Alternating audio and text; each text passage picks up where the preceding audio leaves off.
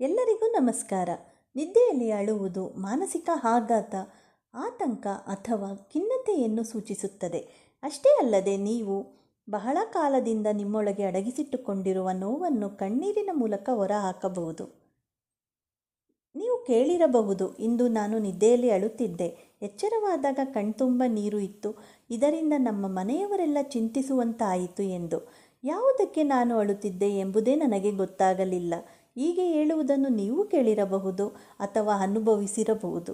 ಬಹಳಷ್ಟು ಜನರಿಗೆ ಇದರ ಅಸಲಿ ಕಾರಣ ತಿಳಿಯುವುದೇ ಇಲ್ಲ. ಹಾಗೆ ಬಹಳಷ್ಟು ಸಂದರ್ಭಗಳಲ್ಲಿ ಕಾರಣವನ್ನು ಹುಡುಕಲು ಸಾಧ್ಯವೇ ಇಲ್ಲ. ನಿಮಗೆ ದುಸ್ವಪ್ನಗಳು ಅಥವಾ ಕೆಟ್ಟ ಕನಸುಗಳು ಆಗಾಗ ಬೀಳಬಹುದು, ಆದರೆ ಪದೇ ಪದೇ ನಿದ್ದೆಯಲ್ಲಿ ಅಳುವುದು ಮಾನಸಿಕ ಆರೋಗ್ಯಕ್ಕೆ ಉತ್ತಮವಲ್ಲ ಎಂದು ತಜ್ಞರು ಸಲಹೆ ನೀಡುತ್ತಾರೆ. ಅಳುತ್ತಾ ನಿದ್ದೆಯಿಂದ ಎಚ್ಚರವಾಗುವುದು ವ್ಯಕ್ತಿಯನ್ನು ನಿಶ್ಯಕ್ತರನ್ನಾಗಿಸುತ್ತದೆ ಮತ್ತು ಒತ್ತಡ, ಆತಂಕಗಳಿಗೆ ಕಾರಣವಾಗುತ್ತವೆ. ನಿದ್ದೆಯಲ್ಲಿ ಅಳುವುದು ಆಘಾತ, ಮಾನಸಿಕ ಒತ್ತಡ, ಖಿನ್ನತೆಯನ್ನು ಸೂಚಿಸುತ್ತದೆ. ಕನಸಿನಲ್ಲಿ ಅತ್ತು ಎಚ್ಚರವಾಗಲು ಕಾರಣಗಳೇನು? 1. ದುಸ್ವಪ್ನಗಳು. ಕನಸಿನಲ್ಲಿ ಅತ್ತು ಎಚ್ಚರವಾಗಲು ಅನೇಕ ಕಾರಣಗಳಿವೆ, ಆದರೆ ಪ್ರಮುಖವಾಗಿ ದುಸ್ವಪ್ನಗಳೇ ಕಾರಣ ಎಂದು ತಜ್ಞರು ಹೇಳುತ್ತಾರೆ. ಕನಸಿನಲ್ಲಿ ಆಘಾತ ನೀಡುವ, ಆತಂಕ ಸೃಷ್ಟಿಸುವ ಮತ್ತು ಭಯ ಹುಟ್ಟಿಸುವ ಸಂಗತಿಗಳಿದ್ದರೆ ಅದು ಒತ್ತಡವನ್ನು ಹೆಚ್ಚಿಸಿ ಅಳುವಂತ ಮಾಡುತ್ತದೆ. ಇದು ಮಾನಸಿಕ ಆರೋಗ್ಯ ಸಮಸ್ಯೆಗಳನ್ನು ಪ್ರಾರಂಭಿಸುವ ಸೂಚನೆಯಾಗಿರುತ್ತದೆ. ಜೀವನದಲ್ಲಿ ನಡೆದ ಆಘಾತಗಳು. ಕನಸಿನಲ್ಲಿ ಅಳಲು ಇತ್ತೀಚೆಗೆ ಅಥವಾ ಭೂತಕಾಲದಲ್ಲಿ ನಡೆದ ಕೆಲವು ಅಹಿತ ಘಟನೆಗಳು ಕಾರಣವಾಗಿರಬಹುದು. ಅದು ಮನಸ್ಸಿನಲ್ಲಿ ಆಳವಾಗಿ ಬೇರೂರಿದ್ದರೆ ಆಗಲೂ ಕನಸಿನಲ್ಲಿ ಅಳಬಹುದು.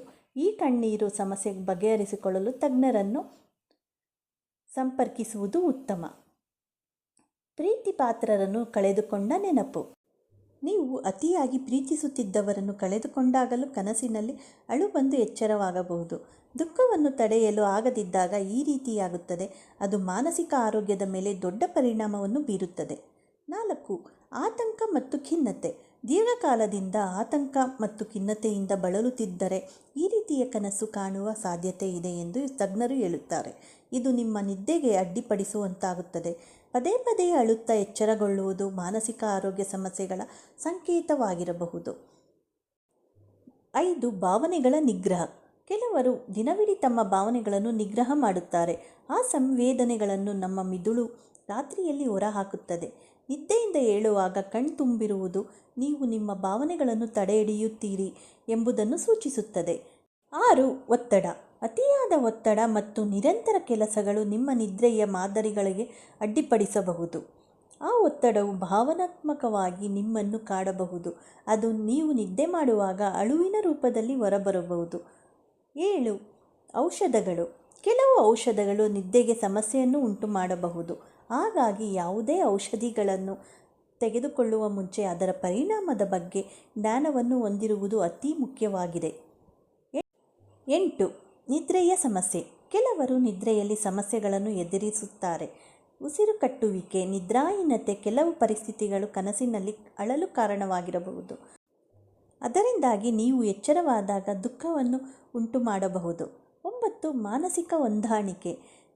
ಕೆಲವೊಮ್ಮೆ ನೀವು ಎಚ್ಚರವಾದಾಗ ಅಳುವುದು ನಿಮ್ಮ ಮನಸ್ಸನ್ನು ಸಮಸ್ಥಿತಿಗೆ ತರುವ ಮಾರ್ಗವಾಗಿರಬಹುದು. ಅದು ನಿಮ್ಮ ಮನಸ್ಸಿನಲ್ಲಿ ಭಾವನೆಗಳನ್ನು ಹೊರಹಾಕುವ ದಾರಿಯಾಗಿರಬಹುದು.